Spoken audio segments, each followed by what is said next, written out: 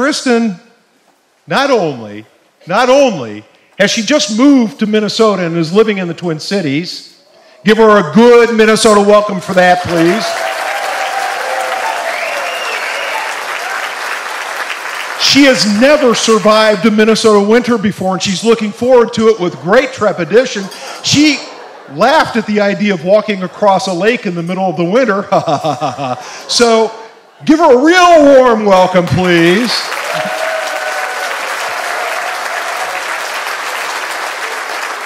And if that isn't endearing enough, she's pregnant.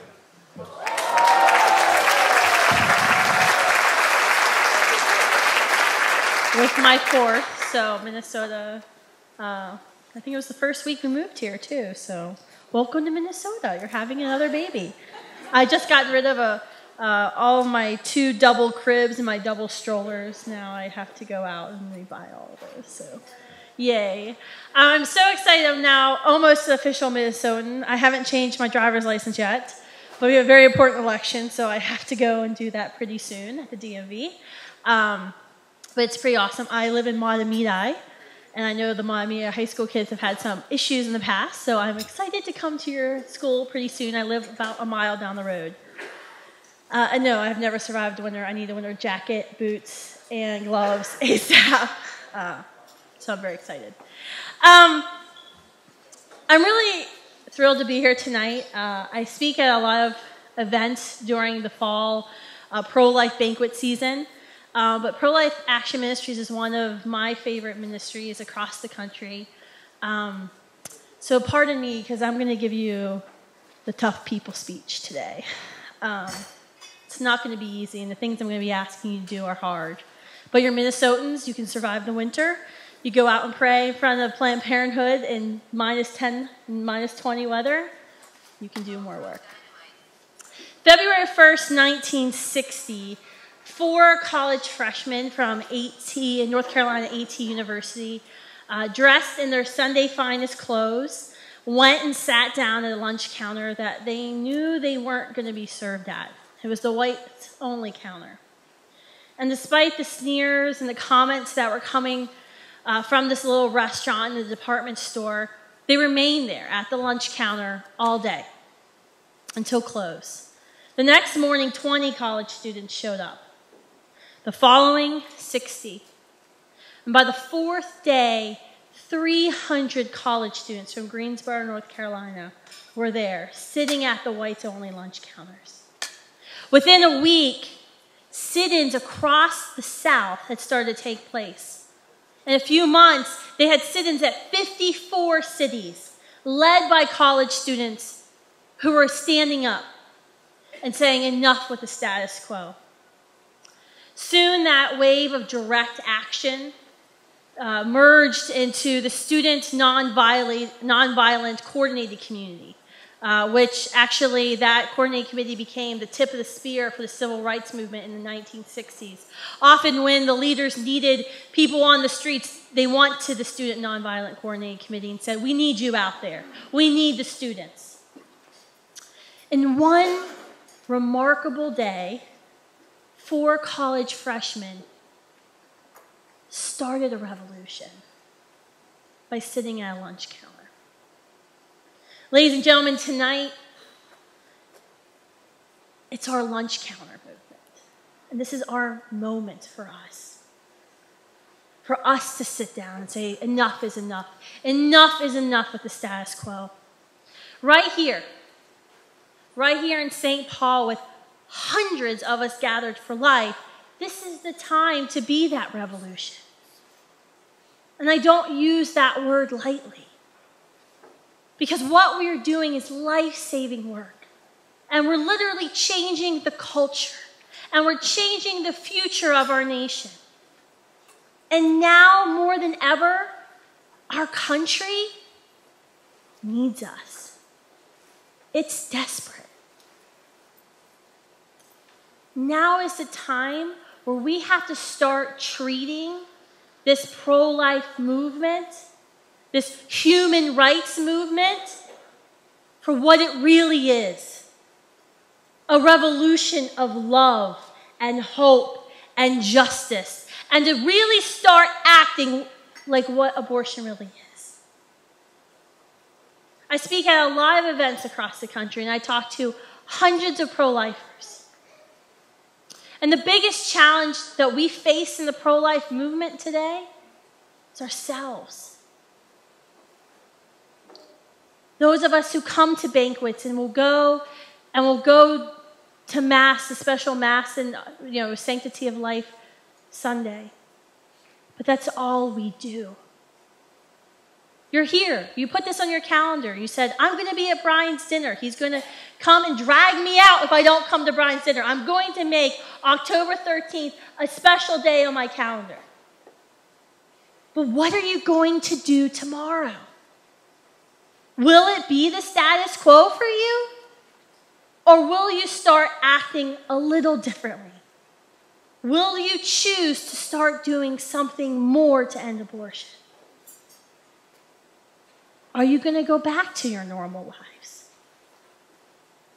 Or are you going to take this revolution to heart? I know it's hard, especially with young people. I hear this a lot from young people, and sometimes I hear from the older people who feel that abortion is this global issue, right? And there's so many babies dying. And there's so many women and families hurting. There's so many places we need to be. What can I possibly do? But that's wrong. That's the wrong approach. You have to think about those 4 college freshmen who propelled thousands upon thousands of people to go out into march and to change the future of our country. It was 4 people. It's our turn to do that. You see, the civil rights movement waited, it was 100 years after the Civil War before Black Americans received their full God-given rights and protection by our government. It was 100 years. We've gone 41 years after Roe and Doe in our country. Millions have been killed.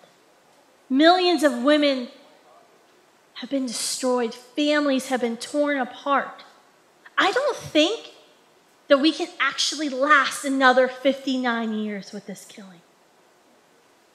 There is so much hurt and desperation in our country. That's why the revolution, that's why we need to use crazy terms like the word revolution. Because it's not a movement, it's a revolution. And that's how we should be treating it. And we need to be thinking in our minds what we can do every single day. How can we serve her? How can we change our city, our state, and then our nation? We have to change our thinking from fighting abortion to abolishing it. Abolishing it. I know I'm in the Midwest and we like to be nice. I'm learning Midwest talk. And I can't be crazy activist. But we have to use these terms. We are not fighting abortion. We are abolishing it. We are ending it. We're not reducing abortion. We're eliminating it. We're not fighting. We're winning. Dr. Martin Luther King famously asked from Birmingham jail, the question is not whether we will be extremists, but what kind of extremists will we be? Will we be extremists for hate or for love? Will we be extremists for the preservation of injustice or the extension of justice? What kind of extremist will you be? I hate to tell you this, but if you're here, you're an extremist. And it might not be cool at the dinner parties, and Thanksgiving dinner could be very exciting at your family this year, but you're an extremist. Because you're fighting a revolution. And tonight is our lunch counter moment. It's our moment that we can sit down and say enough is enough. I've got 3 things that I think we need to take away tonight of how we can start living tomorrow a little differently. First, we have to see the end of abortion in our mind's eye. So I go and I speak to all these pregnancy center banquets,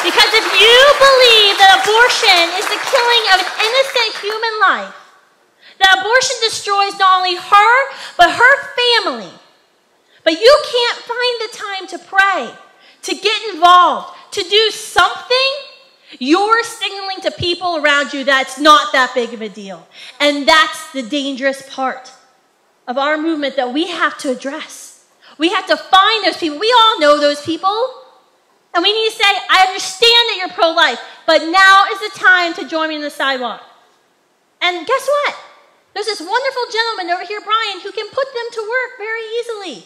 And he will even train them in what to do. Because often when we first get involved in the pro-life movement, we don't know all the facts. We don't know the best techniques for how to reach out to women in crisis. And often it scares us, right? I'm scared all the time.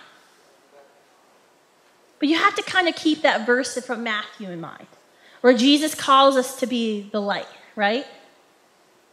It's pretty interesting you think about, because if we're the light, we actually have a pretty easy job. If you take a candle into a dark room, what happens? The darkness flees. The candle actually isn't doing anything different from being in a lit room to an unlit room. Just simply, the candle's been moved from one place to another. But as soon as the candle enters the darkness flees. If we are the light, that's all we have to do. We speak hope, we speak love, we speak truth. We don't have to be the experts in everything. That's why you have pro-life action. They can train you, and they are the experts, so when you have the question. But if we're going to recruit them, we've got to make sure they understand that they're the light, and they have this power that they can do this. This point is especially powerful for young people. I had to talk about young people, sorry. Because youth is where activists are made. It was 2 college students who founded Pro-Life Action Ministries. It was the idealism of the youth, the energy of the youth. Brother Paul saying, yeah, we can end abortion. Yeah, I can do something about this. It was youth. That's why youth matter. That's why this new youth initiative that Pro-Life Action is launching is so powerful. I'm so excited about it. Because this is where lifelong activists are made. And if we're going to abolish abortion in our lifetime, we need to make a whole bunch of new activists, right? Our motto at Students for Life is kind of simple. People kind of think, like, what do? Do you bribe these students with, like, lots of food all the time? Do you have, like, money you're giving them? It's actually pretty simple. Our motto is belong, believe, behave. And it actually explains most humans, right?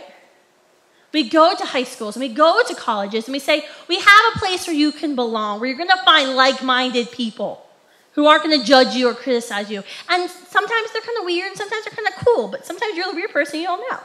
They're going to be your best friends. You might end up dating them or marrying them. It becomes like a social club for students. It's a haven for them. They start to belong. Then they start to believe. Their views on other issues start to change. And then they go out and behave. Then they go out and take action. This is so important. This is why the new youth initiative is extremely important. It's a belong, believe, behave. And let's not make light of the situation. Not only are youth when we make activists, this is where the abortion industry is targeting. 79% of Planned Parenthoods are 5 miles from a college campus. If you think about it, Planned Parenthood is a brilliant business model. When our moms were pregnant with us, they told our moms they could abort us for a few $100s. That we were a burden, that they weren't going to be able to continue on their careers, finish their college education, whatever.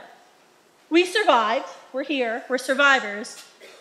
So now they come back to us and say, well, we missed you the first time around. However, we can make your problem go away now. And they have this ruthless business cycle. They go into the middle schools, into the high schools. And they start talking to students about sex and come to us. If your parents aren't understanding where you're coming from, come to us for free, confidential, judge-free zone. And we'll talk to you about sex. And if you need birth control that happens to be carcinogenic by the World Health Organization, sure, we'll give you that. And then we'll give you condoms that are the lowest ranked by Consumer Reports. That probably won't work either. And then when you become pregnant, guess where you're going to go? Planned Parenthood. They actually have a really smart business model. In high schools and colleges, they don't even talk about abortion anymore. They don't even use the word pro-choice because they know young people are against abortion. They just simply have to get them in the door and hooked on birth control. They have to get them in the door for the free SC test. So the cycle repeats because they know eventually it's going to end up in at least one abortion. And a lot of times they're hoping for many more. Planned Parenthood is literally using young people. So not only is it the time where activists are made, where young people get excited, they want to seek change and make our world a better place, they've got to get involved because it's their peers, themselves and their peers who are targeted. And who is a better salesperson to their peers than someone who's their friend? Finally, after we've envisioned a world without abortion, and we've started to believe in our hearts that abolishing abortion is possible, and we've started recruiting our family and friends, and recruiting those pro-life people to join us on the streets, the next thing we have to do is simply win. We have to go out and fight our revolution of love, hope, and justice.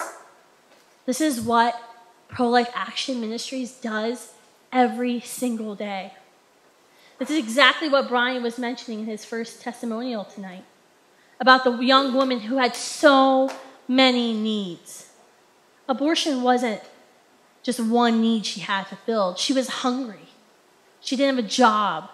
She was a single mother. She had 2 children she couldn't afford to take care of. And Planned Parenthood sells her this lie that if you have this abortion, all will be well. And we know that's not true. Because now she's just the mother of a dead baby, and she's still hungry. She still doesn't have a job. She still has children she can't afford to take care of. But what Pro-Life Action Ministries does is they walk alongside her. And pardon me, I'm going to use a term you're not supposed to use sometimes. They seek real social justice. That's real social justice.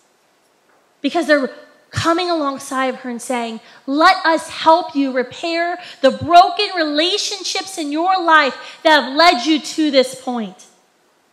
We're not simply going to give you a one-time handout so you're back here in a few months. We're going to be here to help you, to change your entire life. That's the story you saw, the beautiful story of the mom who chose life. Her life has been changed. Her baby's life has been changed. Her family's life has been changed. That's what real social justice is. And that's what the pro-life movement, the pro-life revolution is all about. We're winning. We're already winning. We've got 73% fewer abortion facilities in America today, 73% fewer than 20 years ago, we're at an all-time high. We had 80 abortion facilities closed down last year. In the past 3 years, we've seen more pro-life legislation passed in the states than the previous 10 years. And we have the pro-life generation on our side. This is the first youth generation since the handing down of Roe and Doe that's pro-life. We're actually more pro-life than a lot of you people. Your generation's in the room. Just saying. You've got some work to do. You guys have work to do in your jobs tomorrow. We're winning. And we're the ones seeking the real social justice. We've just got to keep doing it. We've got to keep being the light. If we do these 3 things, we will transform our culture. We will transform our nation. We've been in this fight for 4 decades. And revolutions aren't short. They're often pretty long. But this is a generation that can do it. We can end abortion in our lifetime. And it's a cause worth fighting for. If you take up in your heart that we can end abortion, you're going to start acting a little differently. Because if you knew abortion was going to end next week, I think you would do a little bit more. You'd be on the front lines just a little bit more. We're going to abolish abortion in our lifetime. And so tonight, my message is simple. Rise up. Rise up and commit yourself to something greater. Rise up. Sit at the lunch counter with us. Sit down at the lunch counter with Brian and the team at Pro-Life Action. Do something different. Join us. Now this brings me to my most important, you thought I was bossy before, a little bossier now. This brings me to the most important part of tonight and why I'm so excited to be here. Because tonight we've gathered here, we've heard all of the wonderful things that Brian and his team have accomplished this year, what they're planning on doing next year. But now is the time that we can take the convictions of our head and our heart and we can move them down to our hands and our feet before we even leave this room. This is the time where we can take what we've thought about, what we've prayed about, and start the revolution. Tonight we've talked about how we're close to ending abortion. I've talked about what we have left to do. Now it's time that we start thinking, how can we empower Pro-Life Action Ministries with everything they need to be successful in the next 12 months? Because you all have something that's very special. Well, actually, we all, now that I'm an official Minnesotan, we all have something that's very special in the Twin Cities. There's not another Pro-Life Action Ministries across the United States. Pro-Life Action is a national organization that's influencing pro-life groups across the country. They are the best sidewalk counseling organization in the country. And they're so good at it, they're starting to train other cities, other leaders to replicate their work. This isn't just some small community organization that has a little impact on one street. This is a national organization that's not only changing the Twin Cities, it's changing our country. So I'm really excited to be here tonight and to be a little bit more bossy with you. I'm sorry. Tonight we're going to decide. And I would like to ask you to remain in a prayerful state during this time when we talk about giving financial resources to plan, because this is important and it's not something that we can take lightly. For a one-time donation of $1,000, Pro-Life Action will be able to create a simple video that will educate young people. We do this a lot at Students for Life. We create one video, we put it on YouTube, we use social media networks, and we have students who share these videos. It's a very cost-effective way to reach tens of thousands of people. So $1,000. You think about, we do videos sometimes that reach 50 to 60,000 people. $1,000 for 50 or 60,000 people, that's a deal. A one-time gift of $500, it's going to be able to pay for Brian and the team to bring at least one speaker, so to pay for the transportation expenses for one speaker to the National Sidewalk Counseling Symposium. So what Brian and his team do, they assemble all the experts across the country to put together this symposium. $500 for one flight for a speaker who's not going to charge an honorarium, that's a great deal. A one-time gift of $250. Pro-Life Action will actually be able to print hundreds of pieces of their door hangers that they're going to be going door to door in Robbinsdale and Richfield, I believe, in the coming weeks. These door hanger campaigns are super effective, especially when you have young people do them. Because most people, they don't really care about abortion, but then when a 15-year-old comes up to their door at 10 a.m. on a Saturday morning talking to them about abortion, it makes them think, why do they care so much about this? They're highly effective. And a gift of $50 will pitch in and pay the telephone costs of Pro-Life Action for all the phone calls for help that they're receiving. From the students who call them and say, I want to do something cool for my graduation party. Your contribution tonight to Pro-Life Action, to this revolution, is not, as I said, it's not something for you to determine lightly. This is something that's going to determine how many lives Brian and his team can save.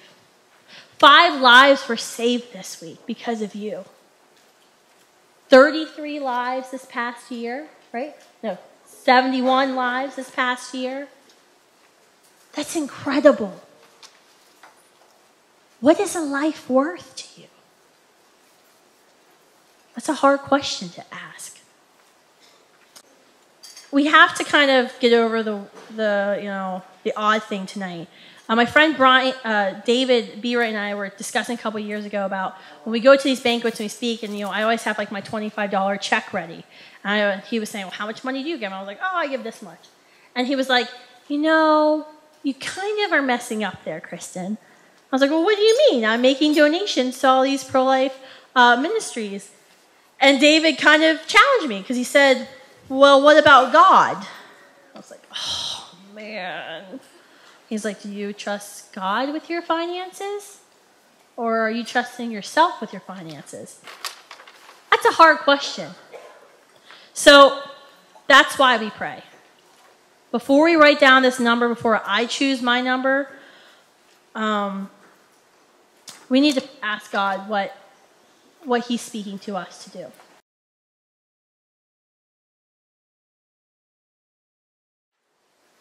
Heavenly Father, I thank you that you are the author of life and that you have called each of us here today by name and according to your plan so that we can stand and support Pro-Life Action Ministries. We come to you, Father, with thankful hearts that you have called us to this work, to this vineyard in the pro-life movement, so we can work towards a good harvest. I ask that in the quiet of our hearts, you would speak to us and show us how we are to be the revolution, how we can work so we serve and heal, and we can see a harvest of lives saved and men and women spared the agony of abortion. Father, help us to have faith like a child, and courage to give and act according to your will, so that the mission at Pro-Life Action Ministries would flourish and succeed in impacting the Twin Cities and our nation. Thank you for this evening. Thank you for the many victories over the last few years you've given us across our land. Thank you for calling us to work in this vineyard. In Christ's name, amen. Ladies and gentlemen, I want to thank you for joining us tonight. I want to thank you for listening to the West Virginian / DCer / now Minnesotan talk to you about what we can do in our movement to abolish abortion and how we can be a revolution. Thank you for your commitment to Pro-Life Action Ministries. I can't wait to see you all out on the sidewalks.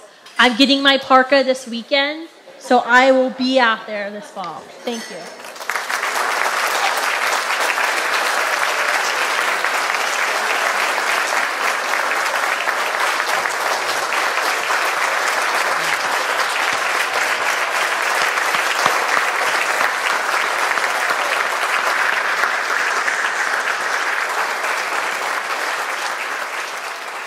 We need to close in prayer, and I'd like to invite Pastor Fred Toney, who is a Lutheran minister at Elmwood Evangelical Free Church in St. Anthony, a very good friend. So I invite him to come up and give us our benediction, please.